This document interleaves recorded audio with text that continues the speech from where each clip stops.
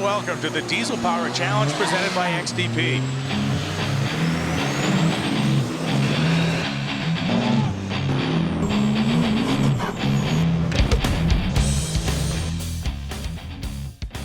This is the challenging trailer tow obstacle course. Well, here we are, a beautiful morning here at Bandimere Speedway just outside of Denver, Colorado. And today is the day where the rubber actually meets the road at the Diesel Power Challenge. I am joined by the creator of the Diesel Power Challenge, David Kennedy.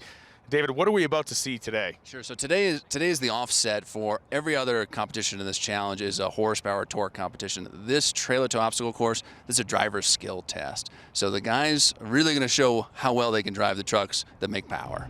Well, and it's kind of a diabolical deal. So talk a little bit about what is required to hustle a truck around this course.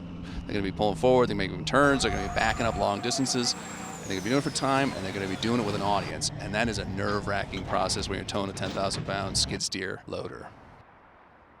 This is our trailer tow obstacle course. As you can see, it's basically set up kind of like a commercial driver's license test. There's elements of it in there. This really stresses driver skill.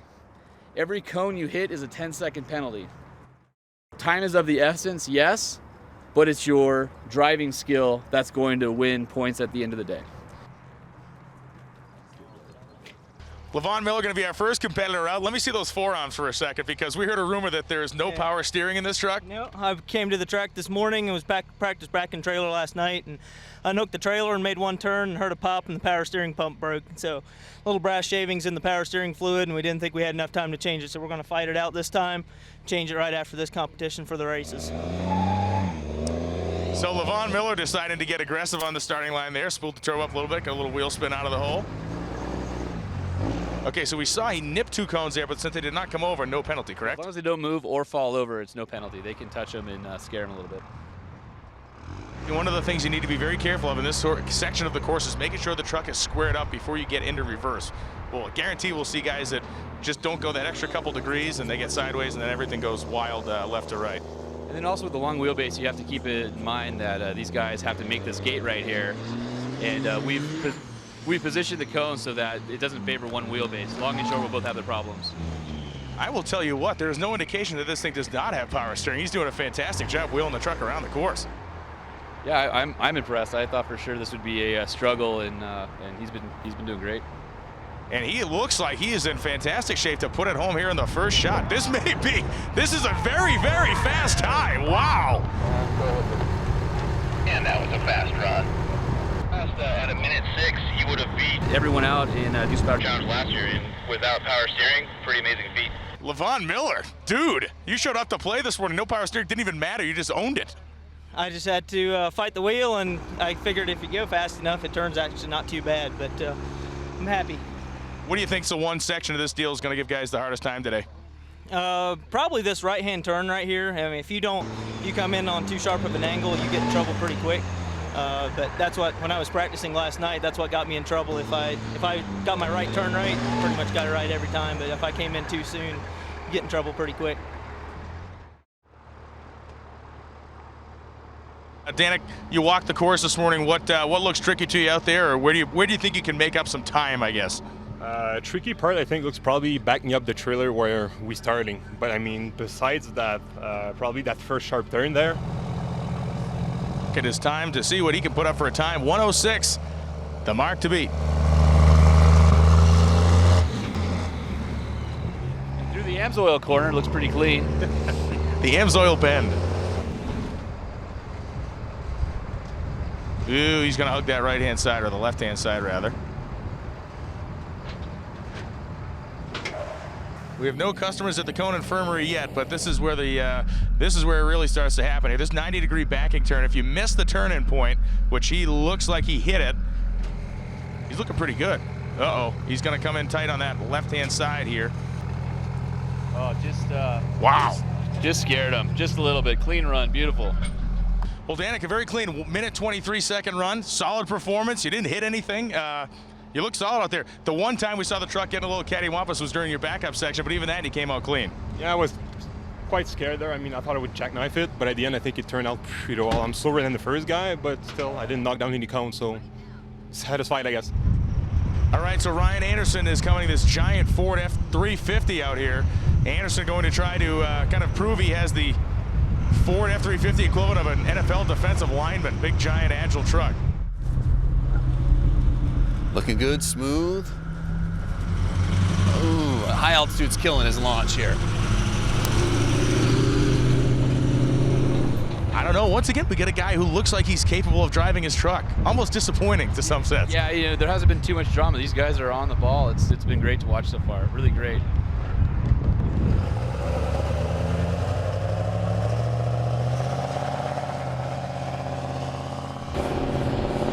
All right, so we're seeing Troy harder on the throttle than anybody else. So he's got good spool.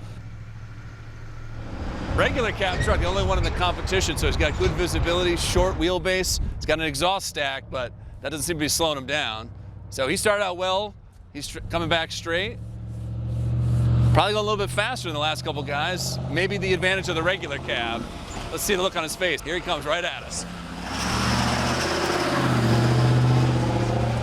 Now he's gonna make this turn wide. I think he's short enough that he can do this without any problem, but totally different technique than the rest of the guys we've seen run. He probably has a softer spring setup in the rear on this truck. He's carrying a lot of speed in. That could be a problem. No, it won't be a problem at all. Look at this. Wow. Troy's surgical precision, dude. 1 minute and 1 second. Good deal. That would have won you the whole deal last year. It puts you in the lead by 5 seconds right now. That's good. 5 seconds should do it, I hope. All right, Wesley's the only guy in this group that's ever done this course, but he's got a great straight position he's gonna back up with here. He's coming a little bit to the driver's side. Oh, hitting the cones. All right, now is when the panic starts to set in. He's remembered his good run last year. Now he's starting to feel like he blew it, so hopefully he can keep his cool. Doing a good job working those mirrors, coming way back.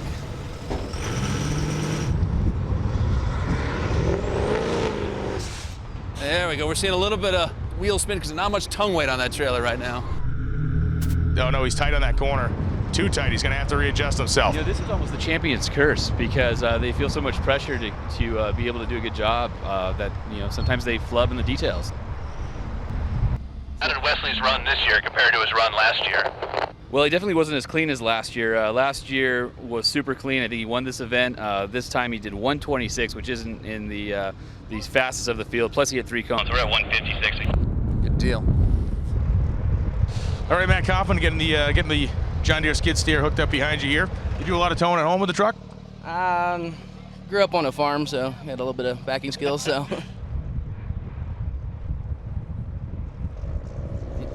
All right, this part should be interesting. Exhaust stack coming through the hood. Mega cab for long wheelbase and poor visibility out the back, and he doesn't have his mirrors flipped out, so he's got a lot of confidence. He's coming straight back, looking good, making some small corrections here towards the end. Nice and smooth.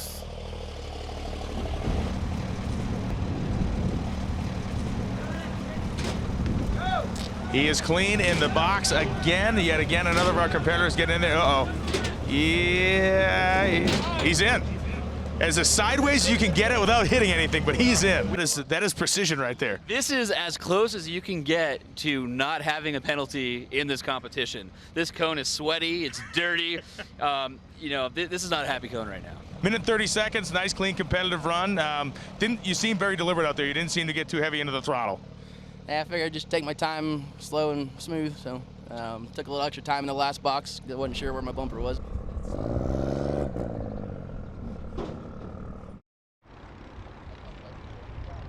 Well, just like yesterday at the dyno, everybody has gathered around to watch Shiloh Ellingford. Yesterday was to see if he could put up big dyno numbers. Today it's going to see if this thing will survive the trailer towing test. It's never pulled a trailer. Here he goes. Let's watch his launch. Clean, not a lot of power to be able to put down. He's probably looking through the back window a little bit, using those big towing mirrors. Is that skid steer is looking good and straight. Pretty clean for not being a trailer tow vehicle. The rear end of that truck's sitting very, very high. His hitch is pretty high in the back and we couldn't drop it anymore, so that could cause some issues here.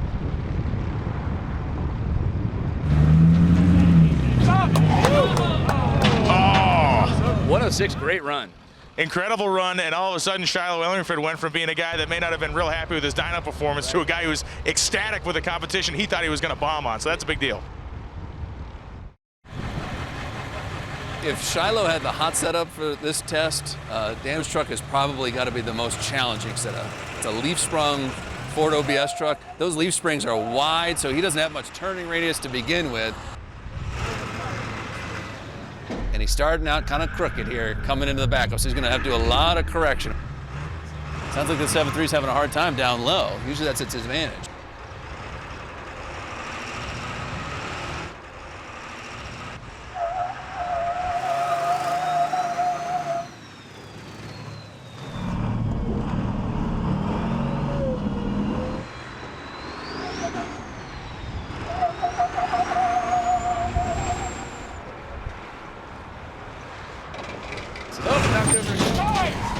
Goes in hot, locks up the brakes, and an absolute A for effort for Dan Howard, who was the hardest working man in show business during that event. I'm going to petition for a showmanship bonus for next year, because when you grabbed a couple gears smoking the tires out of that corner over there, we should take a minute and a half off your time. The trailer towing obstacle course gave many of our competitors fits, but not these three guys. Shiloh Ellingford in third place. LaVon Miller with no power steering in the Cummins truck came in second, and Troy Sankey took home the honors in the trailer towing obstacle course. To get your extended length DVD of the 2014 Diesel Power Challenge from Extreme Diesel Performance, visit www.extremediesel.com. That's www.extremediesel.com.